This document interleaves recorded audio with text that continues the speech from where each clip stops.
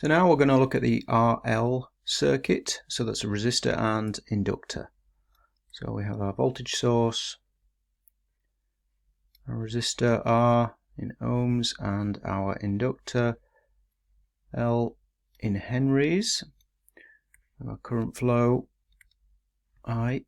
What we want to do is consider this in exactly the same way as a potential divider circuit. So if we think here we have the VL, so this is the voltage across the inductor, and then we've got here which is VR, so this is the voltage across the resistor. Now the thing with an inductor is the inductor voltage is proportional or relative to the change in current with respect to time. So if we get no change in current, then we will see no voltage across VL. What happens is, as there is a change in current, so if we switch this voltage on, we see a change. We see what we call a back EMF generated across the inductor, which begins to, immediately opposes as we'll see, oppose this current flow. So let's just examine the basic equations first of all. So if we think this is our impedance of interest, let's say this is our voltage source with respect to time, and this is the current with respect to time. And we can say that the V out time divided by V in time. So our V out is the VL. So I'll just write V out there. Now the important equation to remember is the inductive reactance, and this is expressed x of L is equal to 2 pi FL. So there is it's frequency dependent, so if this is 0, then the XL will be 0, i.e. it's effectively a short circuit. But as we increase the frequency, you can see that XL would increase relative to the frequency. So resistor of interest we put on the top, and the total resistance we say is R plus XL. From this, really, you can start to see hopefully that we're getting some form of transfer function. So if we multiply this by V in T, then we will get V out proportional to these values. Now, because this is a real value and this is an imaginary value because there's this 2 pi f involved, then if you want to take the overall magnitude, then you would have to do something like x of L square root of R squared plus XL squared, if you were doing that form of calculation. Now what we can do is we can express this 2 pi f, and you'll see this expressed in what we call the S domain. So if we convert these equations into the S domain, then we can say that we have go back to VLS over V in S equals, and we say that is S of L over R, because R is just a real value, and then plus S of L. And we've got options here. We ideally want to get rid of this this L here, so we can just have an S plus constant. So let's do that. So let's divide through by L, and this equation here is our transfer function in the S domain for this RL circuit. Hopefully by inspection you'll begin to be able to appreciate what might happen at the extremes of the frequency. So for example, if we look at this equation here, then if we took f towards infinity, we'd see that x of L would be very, very, very large, to the point where we might want to consider this as an open circuit, if you like. So our output, if we were to plot our VL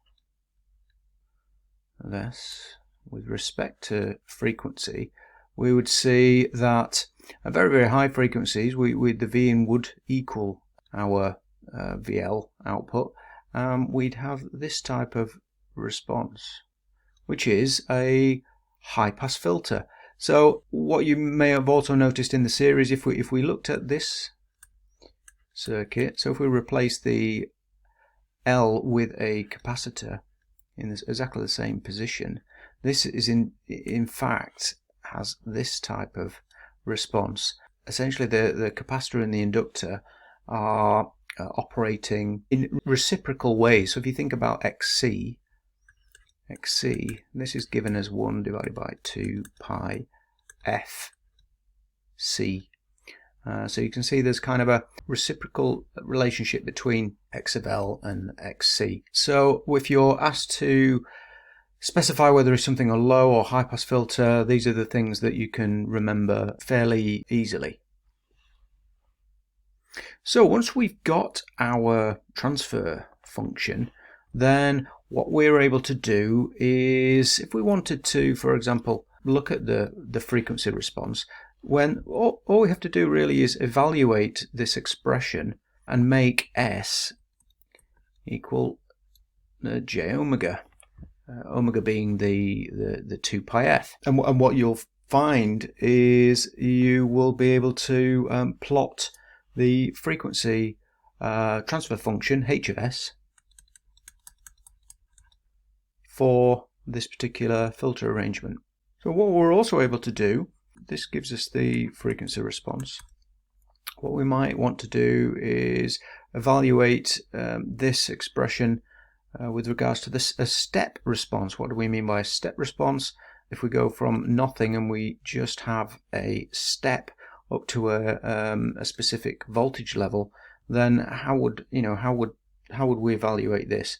Well, if we think about what V in is in the S domain for a step response, then we express that as V in over S. And if we multiply this side by this V in over S rather than just V in, then we will see that we end up with, if we do this, S plus R over L, then these S's cancel, that becomes a 1, and we end up with V in multiplied by 1 divided by S plus R over L. So what we can do now is, so we have an expression, we're still in the S domain. If we do an inverse Laplace transform of, well, this expression as a whole, then what we will get, if we do, but this is a constant, the V in of S, so this is just going to become our V in T. And if we look at our inverse Laplace transform tables, we will see that 1 over S plus alpha, we do this E, so V out T, this here is our time domain step response. Now, this is quite nice because this shows us that when t is 0, then we will get our V out. So this is the voltage across the inductor. So this is our inductor voltage. We will get as equal to our V in. So at t equals 0, and then what we'll see, because this exponential decay, we'll get that dropping down like that due to this R over L, which is quite nice. Now, what we've also able to do, if we go back to our original formula here, if we think about how it might now respond to an impulse response, so an IR. So what this would mean is the time domain, the t, is like a delta function, so a direct delta function. So this will transform as a 1. So this is in the S domain. So therefore, what we can say is the V out of S equals, so if this is a 1, then we're just going to get S divided by S plus R over L. That's our starting point equation. So this is a bit nasty. We somehow have to remove this s from the top here. So with a bit of jiggery pokery, we can say that the v, let's just start calling that VL of s, because it's the same thing. VL of s yeah, okay. So if we look at these two equations, we'll see that these are actually equivalent, because this minus r over L will actually cancel with this plus r over L. But in this form now, we can see that this and this will go to a 1. So what we can say is VL S equals 1 minus r over L s plus r over L. And now it's much easier to perform our inverse Laplace transform. So if we do the inverse Laplace of this expression, we will get VLT equals, the 1 is transforms to the direct function, and then we have we can take this RL out, so we get minus RL on the outside, have a 1 divided by S plus R over L, just as we did up here, and we saw that that transform was e to the minus R over L. Just make that a UT. So that is our impulse response equation. Now, looking at something we did further up here, you might see some text. This I divided through by L here. Let's just rewrite this equation. Let's start on there. That's our original equation. What we can do instead, perhaps instead of dividing through by L, we divide through by R, and what you will end up with is that. And what you can see is the L over R is actually what we call the tau of the circuit, the time constant. So we got S tau divided by S tau plus 1. In the same way that we can simplify the equation that we did previously, so this whole sequence of events, what you'll be able to do, you will see that this will transform again into the time domain. Well, we'll just write it out fully here. V over L. Of course, that flips over to become R over L, but we'll end up with 1 minus R over L, like so. So that's VL of S.